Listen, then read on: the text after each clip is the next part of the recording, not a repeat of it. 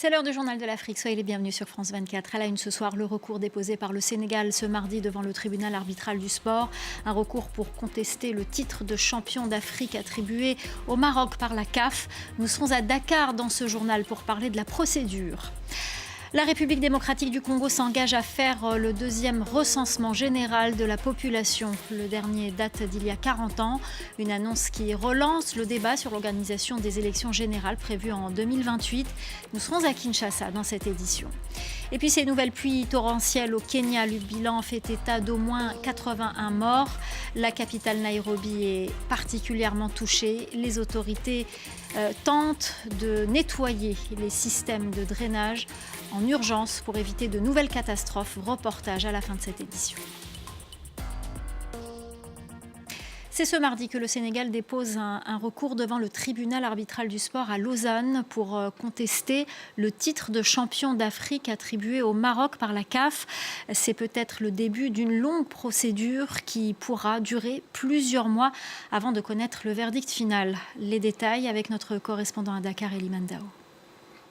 Nous allons agir de manière assez froide, assez lucide pour défendre au mieux les intérêts du Sénégal, a affirmé ce lundi Moussa Mbaye, membre du comité exécutif de la Fédération sénégalaise de football. Il s'exprimait sur les antennes de la RTS, la télévision nationale, annonçant ainsi ce recours déposé devant le tribunal arbitral du sport. Il informe parallèlement que le Sénégal a composé un pool d'avocats avec des avocats sénégalais, africains et internationaux pour défendre les intérêts sénégalais devant le tribunal arbitral du sport. Ce recours devant le TAS est la première étape d'une procédure qui peut être très longue. Je propose d'écouter les éclairages de ce spécialiste.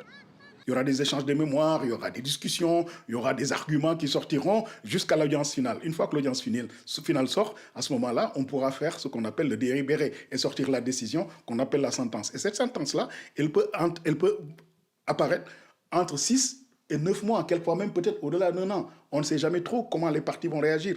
Parce que l'arbitrage, c'est quoi? C'est que c'est la chose des parties. Ce n'est pas l'affaire des arbitres.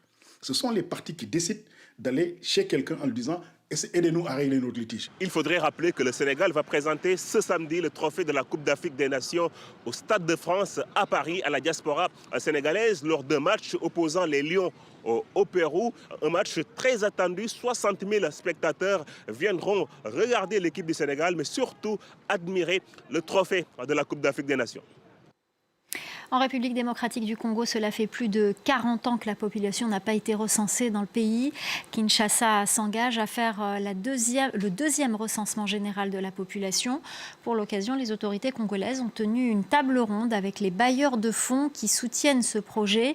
Une annonce qui relance le débat sur l'organisation des élections générales prévues en 2028. La correspondance à Kinshasa d'Aurélie Bazaraki-Bangoula. Ce recensement général de la population pourrait être lancé dès le mois de juillet. Alors depuis 1984, le pays n'avait pas actualisé ses données démographiques. Elles sont pourtant nécessaires, a affirmé le président Félix Tshisekedi, pour répondre avec justesse aux attentes de la population et mener des politiques publiques efficaces. Cette annonce autour du deuxième recensement général de la population a aussi relancé le débat sur l'organisation des élections prévues en 2028, car pour les spécialistes, ce fichier global de la population favoriserait un futur registre des électeurs beaucoup plus crédible. Aujourd'hui, si les recensements venaient à être organisés dans les meilleurs délais et qu'on a un fichier général de la population à l'issue des opérations de mutualisation entre la CNI, l'ONIP et l'Institut national de la statistique, ça serait une belle opportunité finalement d'avoir un fichier crédible qu'on pourrait comparer avec les données générales de la population sans pour autant avoir toutes les critiques qu'on a eues par le passé autour de la fiabilité du fichier électoral. Concernant l'organisation des élections générales, la Commission électorale nationale indépendante a publié l'année dernière une feuille de route présentée comme la boussole pour les années à venir.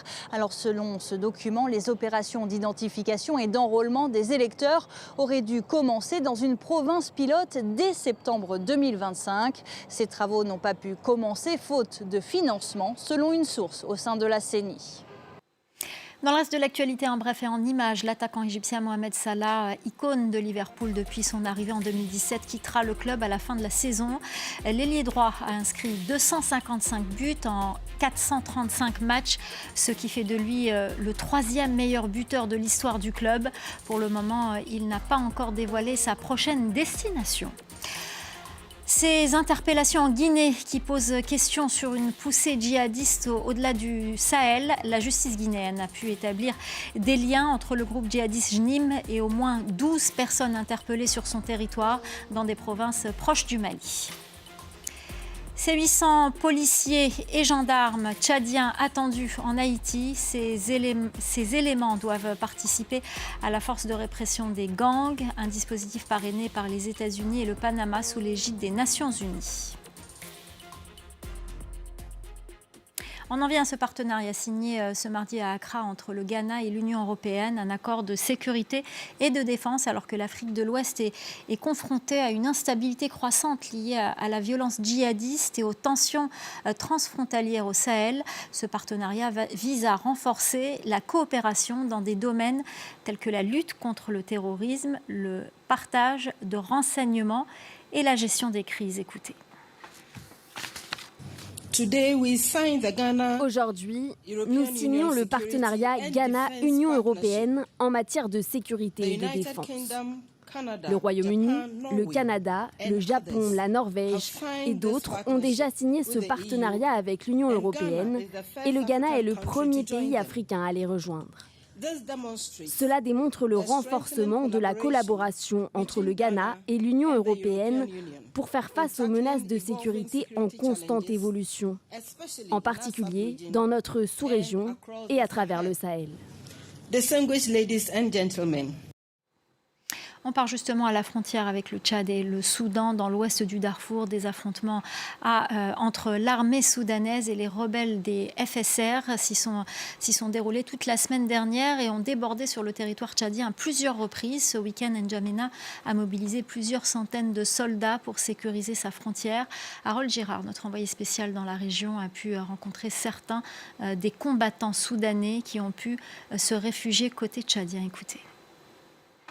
Ce qu'il faut bien comprendre, c'est que les soldats soudanais et les miliciens dits Toroboro qui combattent les rebelles soudanais FSR au Soudan, justement, ont le soutien d'une large partie des populations civiles de la région tchadienne du Wadi Fira. Ces combattants, bien qu'ils soient soudanais, pour la plupart se replient régulièrement sur le territoire tchadien pour se faire soigner, pour se ravitailler et même pour s'abriter chez certains membres de leur famille.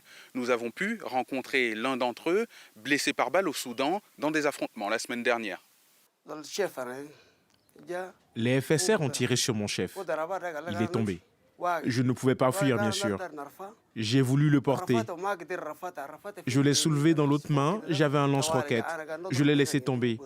Dès que j'ai voulu partir et sauver mon chef, ils m'ont aussi tiré dessus. Cette guerre, chez nous au Soudan, je n'ai jamais imaginé qu'elle arriverait jusque sur le territoire du Tchad. Je ne l'aurais jamais cru.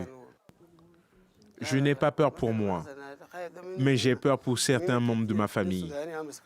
Ce sont des civils et ils se déplacent régulièrement entre les deux pays. Il y a eu des affrontements armés à Tiné-Soudan la semaine dernière qui se sont prolongés jusqu'à Tiné-Tchad.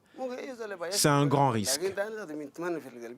Les débordements du conflit soudanais sur le territoire tchadien se sont faits de plus en plus fréquents ces derniers mois. Ces 9 derniers jours, c'est au moins 24 civils et un militaire tchadien qui ont été tués ici au Tchad. Le Kenya a encore connu des inondations après de nouvelles pluies torrentielles. Depuis le début du mois, 81 personnes ont perdu la vie. La capitale Nairobi est particulièrement touchée. Face aux critiques, le gouvernement a lancé en urgence des opérations de nettoyage des systèmes de drainage. Mais pour beaucoup, le problème est plus profond. Reportage d'Élodie Cousin et de Bastien Renouille. Quelques minutes de pluie et Nairobi se retrouve sous les eaux. Depuis début mars, 37 personnes sont mortes. Après chaque averse, les habitants découvrent les dégâts. Ici, les pluies diluviennes ont tout emporté. L'immeuble voisin rejetait une partie de ses eaux sous terre contre le mur mitoyen. Nous avons entendu un grand bruit et ensuite nous avons vu une cascade sur la maison. Le problème, c'est qu'il n'y a pas vraiment d'encadrement des évacuations des eaux. Et les nouveaux bâtiments poussent comme des champignons. La population accuse les autorités de défaillance. Elles se défendent, assurant n'avoir rien pu faire faute de moyens. Face aux critiques, le gouverneur de Nairobi a ordonné le nettoyage des systèmes de drainage et promet un changement radical. Nous avons construit des infrastructures, des systèmes de drainage. Les gens ont bâti des murs là où il devrait y avoir des rivières. Eh bien, nous allons les démolir à partir de cette semaine. Nous devrons ouvrir ces cours d'eau. C'est une étape critique pour restaurer nos rivières et empêcher les inondations récurrentes. Un développement anarchique faute de politique urbaine. Le système d'évacuation des eaux est insuffisant. Il n'a quasiment pas été modernisé depuis les années 70. À l'époque, Nairobi comptait 5 fois moins d'habitants. Nous planifions nos villes en fonction des cycles électoraux qui sont assez rapprochés.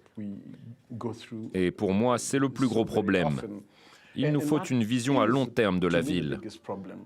Nous devons préparer une stratégie pour le futur pour développer et gérer cette ville. En l'absence de travaux d'ampleur, des experts redoutent que certains quartiers deviennent inhabitables. Alors que la saison des pluies ne fait que commencer, Nairobi se prépare au pire. C'est la fin du journal de l'Afrique. Restez avec nous, l'info continue sur France 24.